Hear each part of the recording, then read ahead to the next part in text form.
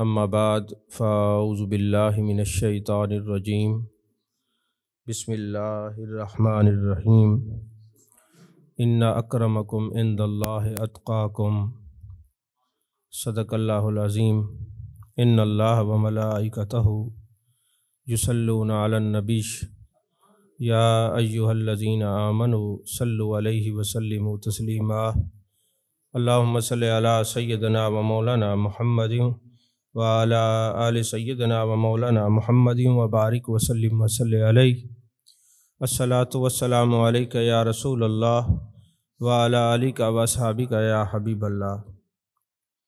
تمام تعریفیں اللہ تبارک و تعالیٰ کے لیے جو خالق کائنات بھی ہے، مالک شجاعت بھی، جو احد بھی ہے، صمد بھی ہے، جس کی شان لم یلد بھی ہے ولم یولد بھی۔ لا تعداد یا درود و سلام بارگاہ سید الانام، شفیع رحمت، والی امت، شاہ خوباں، جان جانا، شہنشاہ حسینہ، سید سروراں، سیاہ لا مکاں، تتمہ دوراں، سرخیل زہرہ جمالاں، رازدان ما اوہا، شاہد ما طغا، صاحب علم نشرہ، معصوم آمنہ، احمد مجتبیٰ حضرت محمد مصطفیٰ صلی اللہ علیہ وآلہ وصحبہ وبارک وسلم کی دربار ناز میں اپنی عقیدتوں، ارادتوں، محبتوں کا خراج پیش کرنے کے بعد، عزیزان محترم، چونکہ یہ مہینہ جمادی الثانی ہے، تاجدار صداقت، رازدار نبوت، یار غار و مزار حضرت سیدنا ابو بکر صدیق رضی اللہ تعالیٰ عنہ کے وصال با کمال کا مہینہ ہے۔ اگرچہ رات میں نے کسی اور موضوع پر تیاری کی تھی، پھر میرے ذہن میں خیال میں آیا کہ چونکہ پرسوں ہی آپ کی وصال مبارکہ کی تاریخ تھی، تو آج پھر ایک جمعہ آپ کی بارگاہ میں ہدیہ تبریک پیش کرنا چاہتا ہوں۔ یاد رکھیے، قرآن پاک میں اللہ نے ارشاد فرمایا وَلِمَنْ خَافَ مَقَامَ رَبِّهِ جَنَّتَانِ، جو اللہ کے خوف سے گناہوں کو ترک کرتا ہے، اللہ اس کو 2 جنتیں عطا فرماتا ہے۔ یہ جو آیت مبارکہ ہے، یہ بھی حضرت سیدنا صدیق اکبر رضی اللہ تعالیٰ عنہ کے حق میں نازل ہوئی ہے۔ یعنی دنیا کے اندر چلتا پھرتا وہ شخص جس کے بارے میں اللہ اعلان فرمائے کہ اس کو 2 جنتیں عطا فرمائی ہیں، وہ صدیق اکبر رضی اللہ تعالیٰ عنہ، اور فرمایا وَسَيُجَنَّبُهَا الْأَتْقَى، ایک ہوتے متقی جس کو کہتے پرہیزگار، ایک ہوتے اتقیٰ۔ یوں کہیے متقی پرہیزگار کو کہتے ہیں، اور اتقیٰ اس کو کہتے ہیں جس پر پرہیزگاری بھی ناز کرے۔ یہ اتقیٰ سے جو مراد ہے حضرت سیدنا صدیق اکبر رضی اللہ تعالیٰ عنہ، اور فرمایا ان اکرمکم عند اللہ اتقاکم، اللہ کے نزدیک سب سے جو مقرب ہے، جو قریب ہے، وہ متقی ہے، اور اتقاکم، جو تم میں سے زیادہ متقی ہو، جو سب سے زیادہ متقی ہے، وہ بھی حضرت سیدنا صدیق اکبر رضی اللہ تعالیٰ عنہ۔ اور حضرت سیدنا صدیق اکبر رضی اللہ تعالیٰ عنہ وہ ہیں جن کے بارے میں اللہ نے فرمایا لصاحبہ، یعنی باقی جتنے صحابی ہیں محبوب علیہ الصلوۃ والسلام کے چہرہ منورہ مقدسہ کی زیارت کی، وہ صحابی ہیں، لیکن جس کو قرآن نے صحابی کہا ہے وہ حضرت صدیق اکبر رضی اللہ تعالیٰ عنہ کی ذات بابرکات ہے۔ اور آپ کی صحابیت کا انکار کرنا قرآن کا انکار ہے، اور قرآن کا انکار کفر ہے۔ گویا جو ابو بکر صدیق کو نہ مانے وہ مسلمان نہیں، کافر ہے۔ مسلمان وہ ہے جو حضرت سیدنا صدیق اکبر رضی اللہ تعالیٰ عنہ کی صحابیت کو مانتا ہے۔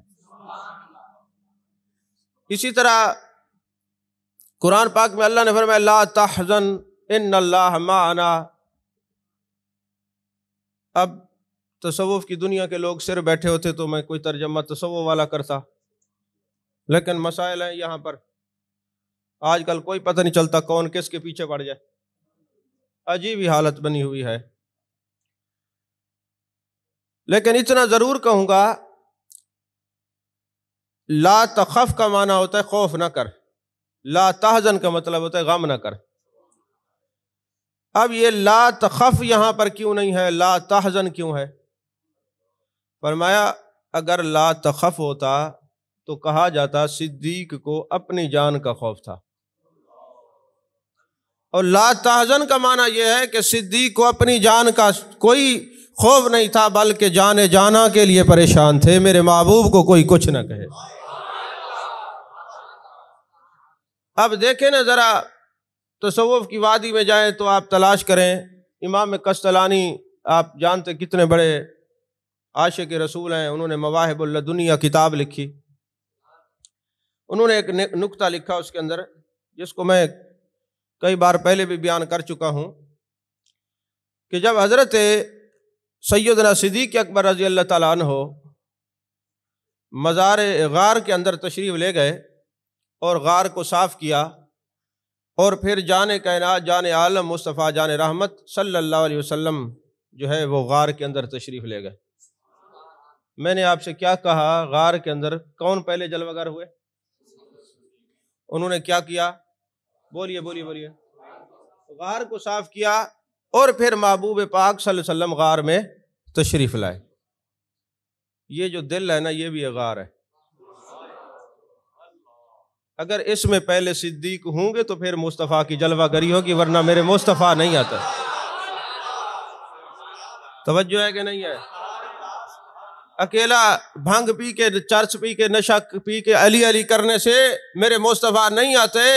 یہ دل غار ہے، پہلے اس کو صاف کریں گے اور پھر میرے آقا کریم صلی اللہ علیہ وسلم کی جلوہ گری ہوگی، ایسے نہیں ہوگی۔ اچھا، مواہب اللہ دنیا کی بات یہ اب کرنے لگا ہوں، یہ تصوف کی دوسری کتاب کی بات تھی۔ آپ نے دیکھا کہ جب میرے آقا کریم صلی اللہ علیہ وسلم غار میں تشریف لے گئے تو کبوتری نے وہاں انڈے دیے۔ اب بیر کبوتری نے انڈے دیے، غار کے اندر محبوب علیہ الصلوۃ والسلام کے ساتھ سوائے سیدنا صدیق اکبر رضی اللہ تعالیٰ عنہ کے اور کوئی بھی نہیں تھا۔ اہل تشیع کی ذریت زور لگا لگا کے یہ آج تک نہیں ہٹا سکی کہ غار میں کوئی اور بھی تھا۔ انہوں نے بھی اپنی کتابوں میں لکھا، اپنی تفاسیر کے اندر لکھا، غار میں صرف سیدنا صدیق اکبر رضی اللہ تعالیٰ عنہ تھے۔ غار کے بغیر کبوتری نے انڈے دیے، مکڑی نے جالا بنا۔ اب وہ جو کبوتر ہے نا، آپ کو سرکار کے روضہ کے باہر نظر آتے ہیں۔ امام قسطلانی نے لکھا کہ وہ وہی کبوتر ہے، اسی نسل کے ہیں جس نے محبوب علیہ الصلوۃ والسلام کے لیے غار کے اوپر اپنے وہ انڈے دیے تھے تاکہ پتہ چلے یہاں سے کوئی گزرا ہی نہیں۔ اور پھر محبوب علیہ الصلوۃ والسلام نے ان کو اجازت دی، ان کی نسلیں آج بھی مزار کے باہر گنبد خضرا کے ارد گرد اوپر سے پرواز نہیں کرتی، سائیڈوں سے وہاں پہ آپ کو نظر آتے ہیں۔ اگر آپ تھوڑا سا اپنے ذہنوں کے اور دل کے دریچوں کو کھولیں نا، تو آپ کے لیے یہ چیز کھل کے واضح ہو جائے گی کہ وہ کبوتر جنہوں نے باہر انڈے دیے تھے کبوتریوں نے، وہ آج بھی اس وقت بھی غار سے باہر تھے، اب مزار کے باہر ہیں۔ جو صدیق اس وقت محبوب کے ساتھ غار میں ساتھ تھے، آج مزار میں بھی ساتھ ہیں۔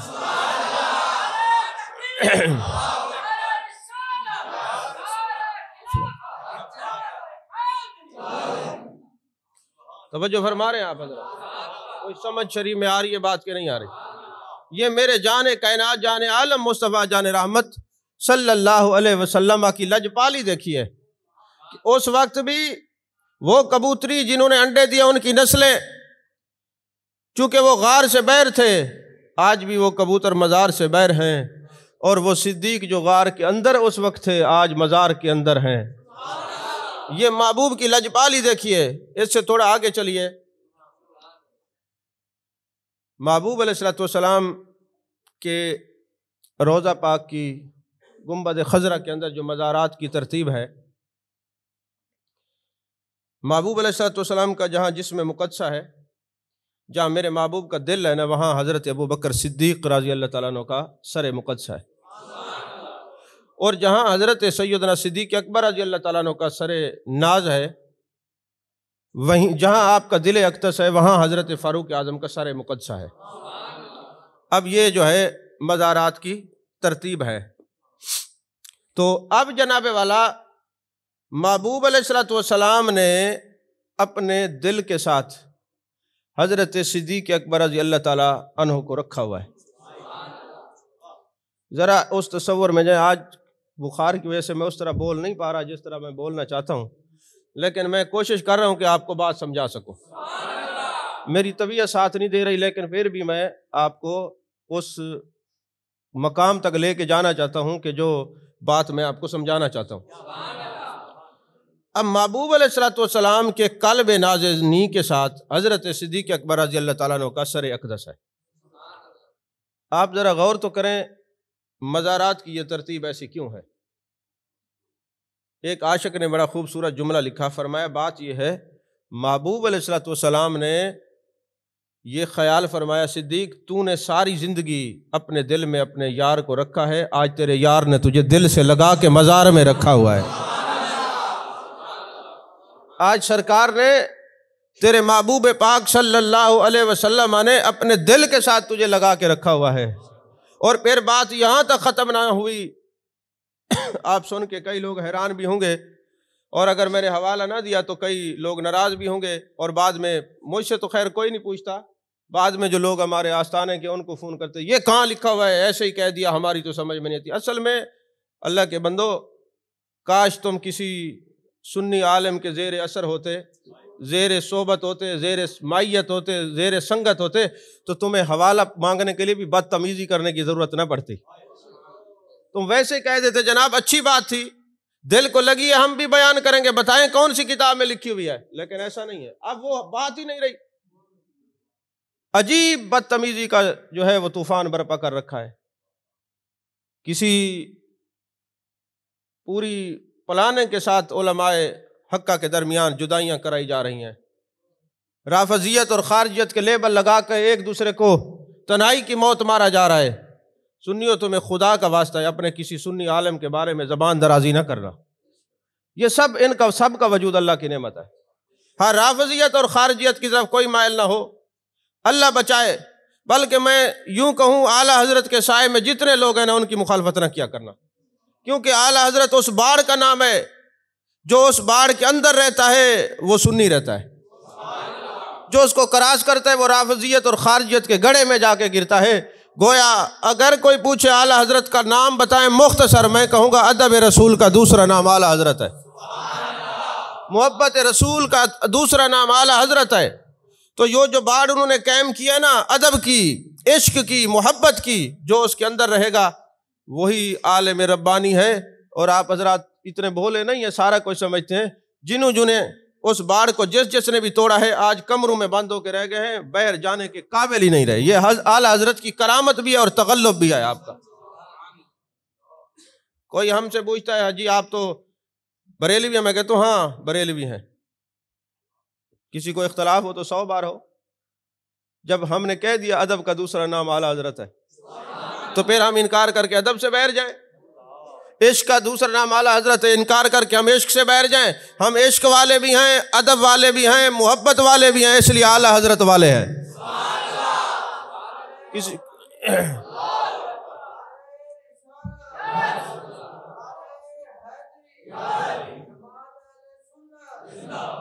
تو قبلہ انہوں نے کیا کہا ہے؟ یہی کہا ہے ادب کرو، اور کیا کہا ہے؟ اس کے علاوہ کسی کو گالیاں دیں تو دکھا دیں، اعلیٰ حضرت کے 33 جلدوں میں فتاویٰ رضویہ شریف موجودہ، دکھائیں کہیں انہوں نے کوئی رف زبان استعمال فرمائی، سوال ہی پیدا نہیں ہوتا۔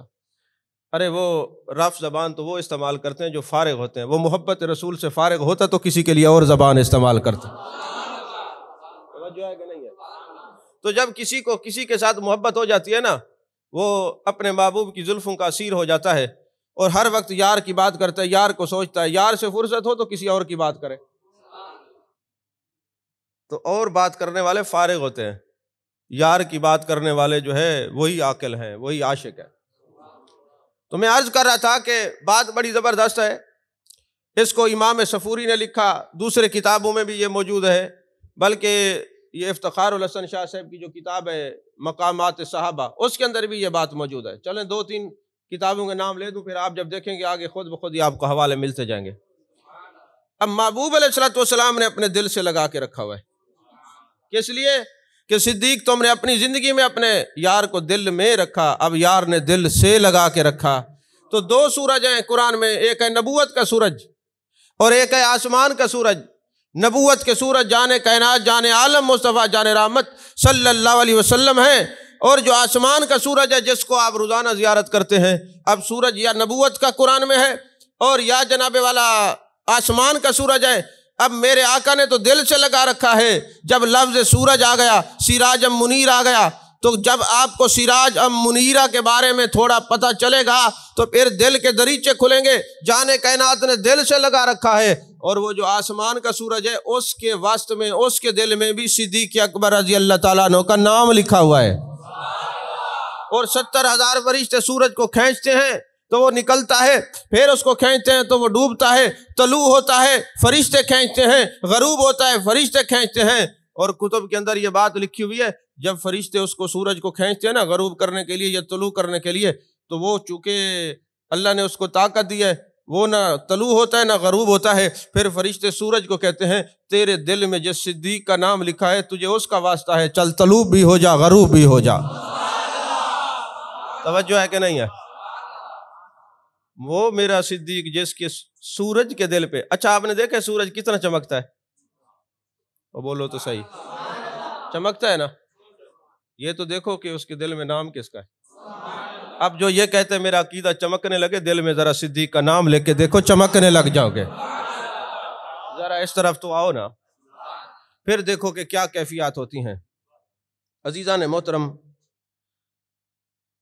بخاری شریف کے اندر حدیث پاک ہے،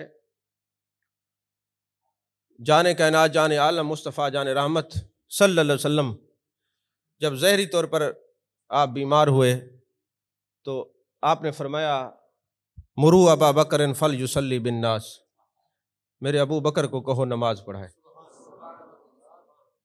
حضور غزالی زماں کا ایک نکتہ ہے بڑا خوبصورت رحمت اللہ علیہ، آپ فرماتے ہیں آخر محبوب فرماتے جاؤ ابو بکر کو بلا کے لاؤ، ہم فرماتے ہیں جا کے نماز پڑھائے۔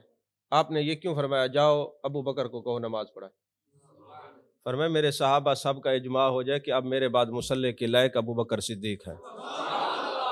اور بلکہ ایک مرتبہ ایسا بھی ہوا کہ حضرت فاروق اعظم رضی اللہ تعالیٰ عنہ نماز پڑھانے کے لیے کھڑے ہوئے تو میرے آقا کے کان مبارک کے اندر جب آواز کی، آپ نے فرمایا لا لا لا، نہیں نہیں نہیں، آسمان والا رب اور فرشتے ابو بکر کے سوا کسی کو امام نہیں مانتے،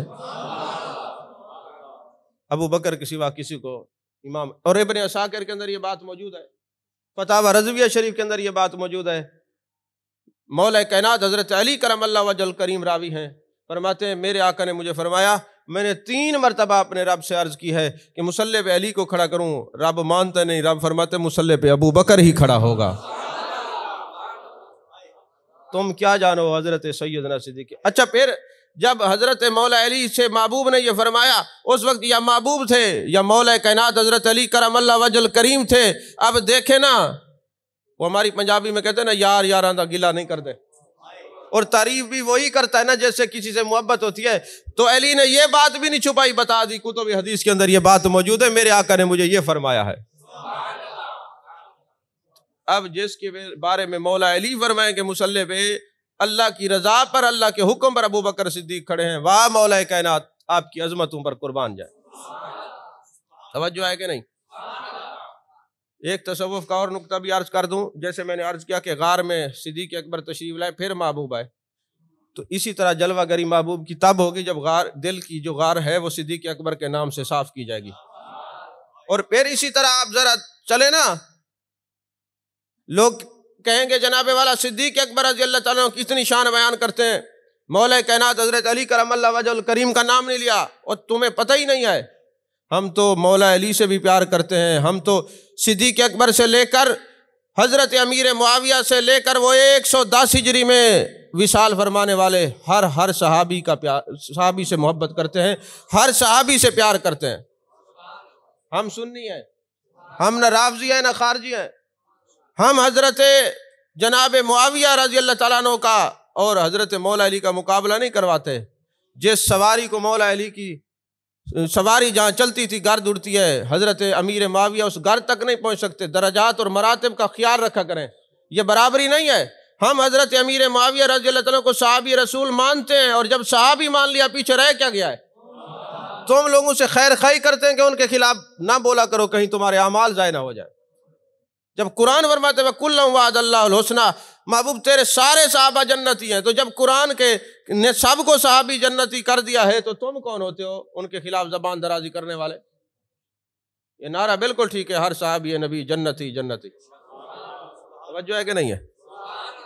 اب اس آیت کا انکار کوئی جہنمی کر سکتے، ہم تو ہر صحابی جتنے صحابی ہیں سب کو جنتی مانتے، کوئی اختلاف نہیں ہمیں۔ تو اب وہاں غار کے اندر صدیق اکبر کی جلوہ گری ہوئی، غار صاف ہوئی، محبوب کی جلوہ گری ہوئی۔ دل کی غار صاف تب ہوگی جب صدیق اکبر رضی اللہ تعالیٰ عنہ ہوں گے تو وہاں محبوب کی جلوہ گری ہوگی۔ دل کے اندر دل بھر کا ڈیرا تب ہوگا جب اس دل کو صاف کرنے والے سیدنا صدیق اکبر رضی اللہ تعالیٰ عنہ ہوں گے۔ اب آگے چلیے، بیت اللہ کے اندر 360 بت رکھے ہوئے تھے، اور میرے محبوب کے قدمین شریفین لگے، حکم ملا اے علی پاک اس کو اتارو۔ آپ بتوں کو اتار رہے ہیں، وہاں سے بت نکلے، وہ عبادت گاہ بنی۔ یہ جو بندہ ہے یہ دل، اس کے اندر غیبت کا بت، حسد کا بت، چغلی کا بت، شہوت کا بت، لالچ کا بت، بدعقیدگی کا بت، 360 بت لگے ہوئے ہیں۔ وہاں محبوب علیہ الصلوۃ والسلام کی جلوہ گری ہوئی، مولا علی نے بت اتارے، حکم میرے مصطفیٰ کا تھا۔ وہاں میرے محبوب کے قدمین شریفین آئے، وہ جگہ عبادت گاہ بن گئی، اور اس بندے کے اندر بھی محبوب کی محبت آئے گی۔ مولا علی وہ بت اتاریں گے، یہ بندہ زیارت گاہ بن جائے گا، جب تک جیے گا لوگ زیارت کریں گے، بعد میں اس کی قبر کی بھی زیارت ہوتی رہے گی، اس لیے اس کو مزار کہا جاتا ہے۔ بتوں کو نکال کے دیکھیں۔ اب محبوب علیہ الصلوۃ والسلام نے فرمایا ابو بکر کو کہو نماز پڑھائیں، ابو بکر سے کہیں نماز پڑھائیں۔ تو حضرت صدیقہ کائنات ام المومنین حضرت عائشہ صدیقہ رضی اللہ تعالی عنہا فرماتی ہیں یا رسول اللہ میرے والد عاشق ہیں، اور ہر عاشق جب تک اپنے یار کے چہرے کو نہ دیکھے نا اس کو سکون نہیں آتا۔ وہ جب آپ کو مصلی پہ نہیں دیکھیں گے ان کی عجیب کیفیت ہو جائے گی، آپ کسی اور سے فرمائیں۔ بہرحال آپ نے حکم دیا، میں اس کا مفہوم عرض کر رہا ہوں۔ اچھا، کئی حدیث پاک کے ایسے الفاظ بھی ہیں نا، ان کو بیان کریں تو کیفیت عجیب ہو جاتی ہے، اور کئی چیزوں کو ادب کی وجہ سے میں چھوڑ بھی دیتا ہوں کہ علماء کا مجمع ہو تو پھر تو اس کو بیان کیا جا سکتے، عوام کے اب ذہن وہ نہیں رہے۔ عوام تو یہ ہے کہ 30 سیکنڈ کا کلپ سن کے سکپ ہو جاتی ہے، ان کا تو ایمان، اب عوام کا تو 30 سیکنڈ کے کلپ کی بیمار نہیں ہے۔ عجیب صورتحال ہے۔ اب ایمان تب بچ جائے گا جب تک آپ کسی عالم ربانی کے ساتھ جڑ کے رہیں گے، علماء حقہ کے ساتھ جڑ کے رہیں گے۔ تو حضور والا، اب میرے آقا کریم صلی اللہ علیہ وسلم کی ظاہری حیات میں حضرت ابو بکر صدیق رضی اللہ عنہ نے 17 نمازیں پڑھائی اور بعض میں 21 نمازیں پڑھائی ہیں۔ اگر آپ محبوب کے حکم سے ایک نماز بھی پڑھاتے تو یہ بھی کافی تھا، لیکن 17 اور ایک کتاب میں 21 نمازیں آپ نے پڑھائیں۔ اور اچھا، جب نماز پڑھا رہے ہیں، بات تو صحیح نکلی ام المومنین کی، جب یار مصلی پہ نظر نہ آئے، ہجر فراق کی لذتیں جنہوں نے دیکھی ہوں، جو ہمہ وقت جو کہیں اور دیکھتے نہیں، والضحیٰ کے چہرے کو دیکھتے ہیں، واللیل کی ظلم والے محبوب کو دیکھتے ہیں، وہ سفر ہجرت کیوں نہ ہو، وہ سفر معراج کیوں نہ ہو، وہ بازار کیوں نہ ہو، وہ غار کیوں نہ ہو، ہر وقت ان کا توجہ محبوب کے چہرے کی طرف ہے۔ نہ جانے میرے صدیق پر کیا گزری ہوگی جب محبوب کا چہرہ نظر نہیں آیا ہوگا۔ ہچکیاں بند گئیں، زار و قطار روئے، امام بھی رو رہے ہیں، مقتدی بھی رو رہے ہیں، اور ادھر محبوب اپنے حجرہ مبارک کے اندر جلوہ گر ہیں۔ آہوں کی سسکیوں کی آواز جب پہنچی نا، میرے آقا نے فرمایا میں بھی ہوں، میرے غلام روئے۔ عزیز علیہ ما عنتم حریص علیکم بالمؤمنین رؤوف الرحیم۔ فرمایا ذرا کھڑکی سے جو ہے نا کپڑا ہٹا دیا جائے، پردہ ہٹا دیا جائے۔ یہ جو آیت پڑھی ہے نا، عزیز علیہ ما عنتم حریص علیکم بالمؤمنین رؤوف الرحیم، اس کا سادہ ترجمہ یہی ہے، خنجر چلے کسی پہ تڑپتے ہیں ہم امیر، سارے جہاں کا درد ہمارے جگر میں ہے۔ اب جیسے ہی پردہ ہٹا، اب اسی طرح اس طرف کھڑکی تھی، امام ادھر کھڑا ہے، جیسے پردہ ہٹتا ہے امام اور مقتدی سمیت سب کی نگاہیں والضحیٰ کے چہرے پر پڑتی۔ اب پوچھو کسی مولوی صاحب سے نماز رہی یا ٹوٹ گئی؟ نماز کی شرائط میں یہ شرط ہے قبلہ کا تعین، کعبہ کا تعین منہ اس طرف ہو، کسی نے فتویٰ نہیں دیا، انہوں نے کہا ٹھیک ہے کعبے سے منہ ہٹا ہے، کعبے کی طرف جو نگاہ چلی گئی ہے نماز کیسے ٹوٹتی؟ اصل کائنات کی طرف، اصل کائنات محبوب علیہ السلام ہے، وجہ تخلیق کائنات میرے آقا کریم کی ذات تو وہ ہے کہ محبوب آپ نہ ہوتے، لولا کلمہ خلقت الافلاق، محبوب آپ نہ ہوتے کچھ نہ ہوتا، محبوب یہ زمین نہ ہوتی، آسمان نہ ہوتا، میں اپنا رب ہونا ظاہر نہ کرتا، محبوب نہ ہوتے تو یہ بیت اللہ نہ ہوتا، میرے محبوب تو قبلہ گر ہیں۔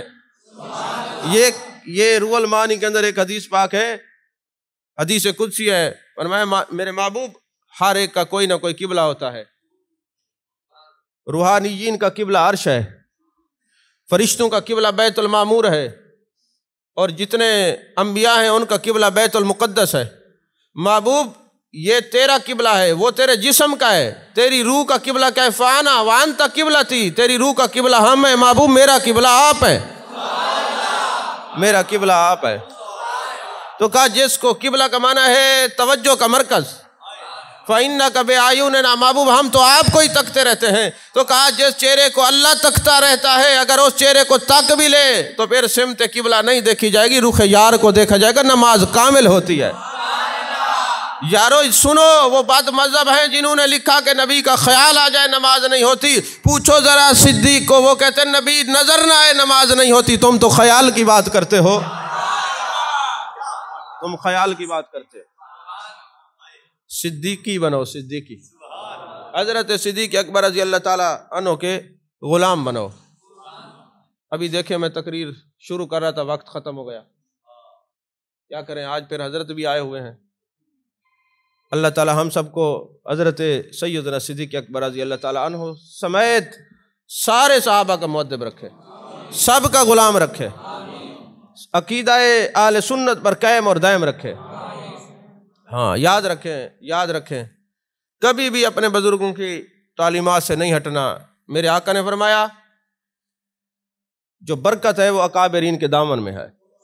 بس آج اس پرفتن دور کے اندر اگر آپ چاہتے ہیں کہ آپ کا ایمان بچ جائے تو 5 شخصیات کے اعتقادات کو آپ اپنا لیں اور ان کو اپنا آئیڈیل بنا لیں، آپ کبھی گمراہ نہیں ہوں گے۔ پہلی شخصیت سب سے پہلے حضرت شاہ عبدالحق محدث دہلوی علیہ رحمہ، حضرت مجدد پاک رحمۃ اللہ علیہ، حضرت شاہ عبدالعزیز محدث دہلوی رحمۃ اللہ علیہ، اعلیٰ حضرت فاضل بریلوی علیہ رحمہ، حضرت تاجدار گولڑا حضرت پیر میر علی شاہ رحمۃ اللہ علیہ، اور حضور غزالی زمان راضی دوران سید احمد سعید کاظمی رحمۃ اللہ علیہ۔ یہ 5 شخصیات کے جو عقیدہ ہے، جو اعتقادات ہیں، معتقدات ہیں، آنکھیں بند کر کے بغیر دلیل کے ان کو فالو کرو۔ جو انہوں نے تحقیقات کی ہیں ان پر نہ ہمیں کسی تحقیقات کی ضرورت ہے، نہ نئی تحقیق ہم لاتے، جو ان کے عقائد و نظریات ہیں وہی ہمارے، ہم ان کے پیچھے، بس یہ اپنا لو، کبھی کچھ نہیں ہوگا۔ اور پھر ان 5 کے جو ماننے والے ہیں، جو ان کے غلام ہیں، سارے ہمارے امام ہیں، سب کو دونوں ہاتھوں سے سلام ہے، جو ہے کہ نہیں ہے۔ ان کے نظریات سے پھرے گا، چاہے وہ ان کی اولاد ہوگی، چاہے ان کا صاحبزادہ ہوگا، چاہے میرے اپنے پیر کا صاحبزادہ ہوگا، کوئی بھی ہوگا، جو ان کے نظریات و اعتقاد سے پھرے گا، ہم ان کو کچھ نہیں سمجھتے، سب کچھ ان کو سمجھتے ہیں جو ان کی تعلیمات پر عمل کرنے والے۔ بات تو بڑی کڑوی ہے، آپ نے محسوس تو کی ہوگی، لیکن ہر کڑوی دوائی پیٹ کی بندش کو کھول دیتی ہے، اس لیے عقیدے میں بندش آ جائے تو کڑوی باتیں بھی کرنی پڑتی ہیں تاکہ آپ کا عقیدہ روشن ہو جائے۔ اللہ ہم سب کی عقائد کو صاف ستھرا کرے، مزکہ مصفہ مجلہ کرے، آمین۔ وآخر دعوانا الحمدللہ رب العالمین۔